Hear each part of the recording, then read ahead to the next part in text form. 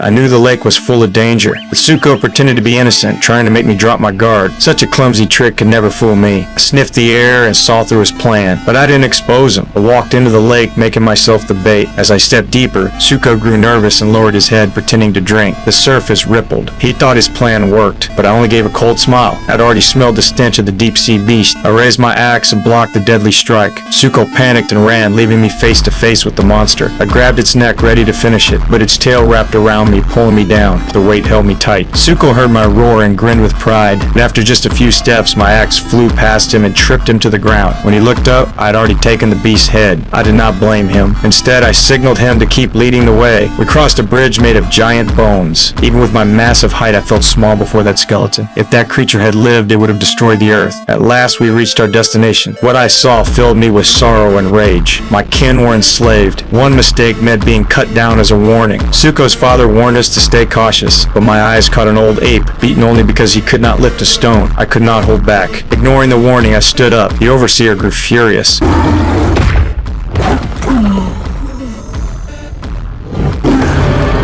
The bald ape twisted the story and rushed to the chief. The Scar King heard someone had entered his domain. His cold eyes opened in the shadows. He stepped out without a trace of true majesty. He walked to me, studying closely. He saw the false tooth in my jaw and laughed. But as he turned away, he gave a sinister smile. He struck without mercy, kicking Suko's father into the magma. I roared in fury. The Scar King showed no fear. He ordered the field cleared, declaring he would end me himself. Drums thundered. The Battle of Kings began. He lashed out with his bone whip, cutting my hand before I could close in. But as the ruler of the Hollow Earth, I would not retreat. I raised my axe and charged. He dodged with speed, then snapped the whip and caught me off guard. Before I could recover, his whip tore my axe away. He leapt forward, locking his grip around my throat. At the edge of defeat, I unleashed my strength, hurling him to the ground. He was smashed aside but showed no anger. He raised a crystal high, and from the shadows, a terrifying beast began to rise.